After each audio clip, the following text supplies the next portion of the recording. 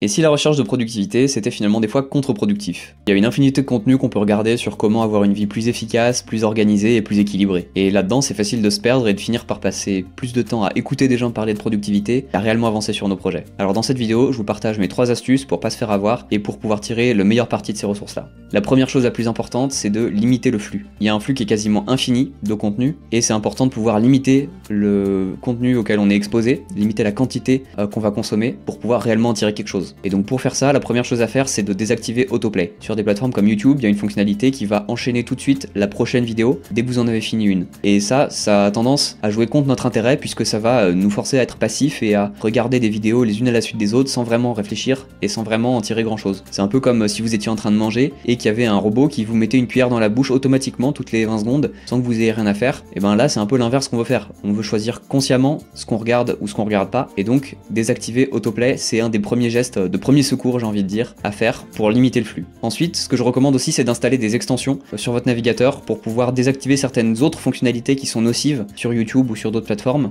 et que la plateforme vous permet pas de désactiver par défaut. Par exemple, sur YouTube, il y a cette colonne infinie de vidéos qui est recommandée après celle qu'on regarde, et ça va aussi nous inciter à passer de plus en plus de temps et à regarder une quantité infinie de vidéos sans vraiment s'arrêter. Et donc, vous pouvez désactiver ces choses-là, ou désactiver par exemple le mur infini de vidéos sur la page d'accueil de YouTube. Vous pouvez désactiver les commentaires sous une vidéo si vous trouvez que vous y passez trop de temps. Et c'est un super bon outil pour pouvoir reprendre le contrôle sur des fonctionnalités qui n'ont pas forcément été conçues dans notre intérêt à nous. Il faut savoir que la plupart des fonctionnalités de ces plateformes, elles sont conçues pour l'intérêt des plateformes elles-mêmes. Et cet intérêt, il n'est pas forcément le même que le nôtre. Elles ont intérêt à ce qu'on passe le plus de temps possible à consommer du contenu, et nous, on a intérêt à consommer des choses qui sont intelligentes, qui nous servent, et à garder le contrôle là-dessus. Donc des extensions utiles pour faire ça, c'est Unhook, qui vous permet de modifier l'interface de YouTube, et aussi une que je recommande énormément, c'est uBlock Origin. C'est un bloqueur de publicité qui fait que vous aurez plus aucune publicité, que ce soit sur des sites web ou que ce soit dans les vidéos YouTube. C'est gratuit, c'est un logiciel libre qui vous espionne pas et ça bloque vraiment toutes les publicités, contrairement à d'autres bloqueurs comme AdBlock qui ont des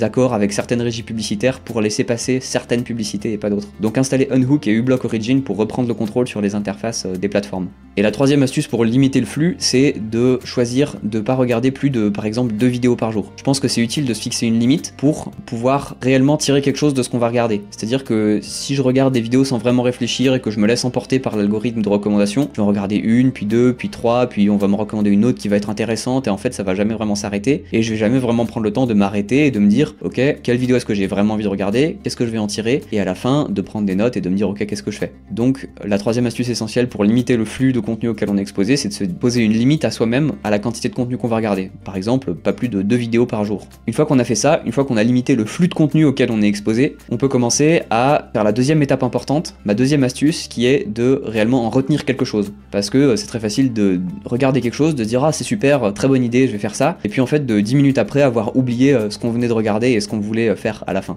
Donc comment est-ce qu'on fait pour se souvenir de ce qu'on regarde? La première astuce, c'est de prendre un petit moment avant de regarder la vidéo pour se dire ok, qu'est-ce que j'ai envie de tirer de cette vidéo? Qu'est-ce que je pense qu'elle va m'apporter? Et ça peut être vraiment 1 ou 2 secondes, mais 1 ou 2 secondes déjà c'est assez long dans le temps de YouTube et dans le temps des shorts et de TikTok. 1 ou 2 secondes simplement pour se dire ok, est-ce que j'ai vraiment envie de regarder cette vidéo et qu'est-ce que je pense que je vais pouvoir en tirer? Ensuite, une fois qu'on a vraiment choisi consciemment de regarder la vidéo, on va pouvoir prendre des notes. Et c'est vraiment essentiel pour pouvoir se souvenir de ce qu'on a regardé, c'est de noter ce qui est pertinent pour nous. Pas forcément de faire une synthèse détaillée de tout le contenu, mais vraiment noter qu'est-ce qui, moi, m'a parlé, qu'est-ce qui est pertinent pour moi.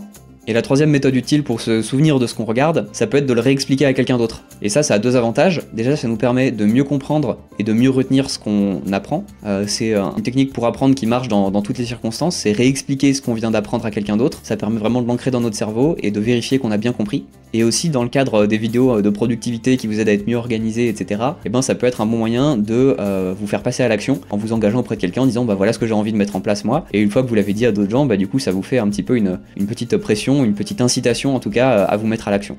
Et justement, c'est le troisième point le plus important, je pense, c'est de mettre en pratique ce que vous regardez. C'est ma troisième astuce, et je pense que c'est le plus important puisque le but à la fin, c'est de réellement faire des changements concrets dans notre vie quand on regarde des vidéos d'organisation personnelle ou de productivité, d'apprentissage. C'est de pouvoir utiliser ça pour avancer. Donc comment est-ce qu'on fait pour mettre ça en pratique? Et ben la première chose, c'est pendant qu'on regarde la vidéo et pendant qu'on prend nos notes, se poser la question, ok, qu'est-ce que je vais pouvoir appliquer moi concrètement dans ma vie de ce qui est présenté ici? Qu'est-ce que je vais pouvoir appliquer dans le domaine de mes relations? Qu'est-ce que je vais pouvoir appliquer peut-être dans mon agenda, dans la façon dont je m'organise? Qu'est-ce que je vais pouvoir changer dans mes habitudes? Des habitudes nouvelles à créer, des habitudes que j'ai envie de supprimer. Donc de vraiment se poser la question concrètement, comment est-ce que je mets ce qui est en train de m'être expliqué en pratique, dans ma vie à moi? La deuxième façon du coup de passer à l'action, c'est de réfléchir en termes de prochains petits pas. Moi j'appelle ça comme ça, c'est des prochaines étapes, c'est la plus petite étape que je puisse faire maintenant pour avancer dans la bonne direction. Et je trouve ça très utile de réfléchir en termes de prochains petits pas, parce que ça part de là où je suis là tout de suite, et je me dis ok, là par exemple j'ai envie de mettre en place cette nouvelle habitude, qu'est-ce que je peux faire là tout de suite pour avancer dans cette direction? Et ben je peux me mettre un rappel dans mon calendrier que tous les matins à telle heure, j'ai envie de faire telle habitude que j'ai envie de mettre en place. Et c'est un truc que je peux faire là tout de suite, concrètement, pour avancer. Donc vraiment toujours se poser la question en termes de prochains petits pas, qu'est-ce que je peux faire maintenant pour avancer dans la bonne direction? Même si c'est tout petit, c'est petit pas par petit pas qu'on va avancer vers notre objectif.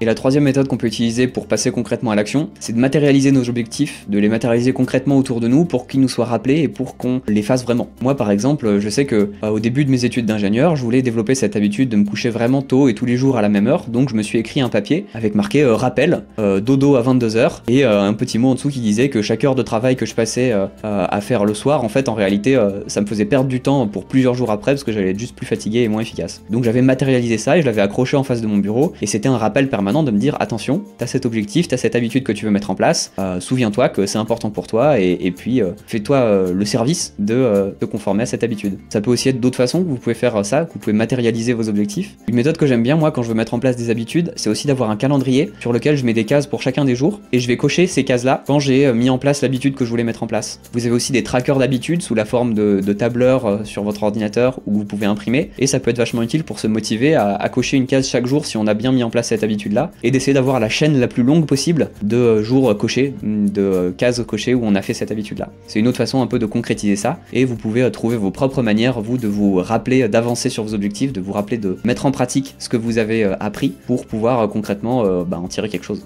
Avec tout ça, vous avez mes 3 astuces pour pas vous faire avoir. Limitez le flux pour pas se perdre dans un océan de contenu, notez-en les points clés pour ne pas tout oublier, et prenez le temps de les appliquer pour pouvoir réellement progresser. Je vous invite à mettre ça en pratique et prendre 2 minutes pour réfléchir à ce que vous allez tirer de cette vidéo-là. Et si elle vous a plu, vous pouvez aussi, après ce temps de réflexion, regarder une des autres que j'ai mises en ligne récemment en cliquant ici. Pensez aussi à vous abonner et à partager ces vidéos si elles vous ont plu et si elles vous ont aidé. Et à bientôt!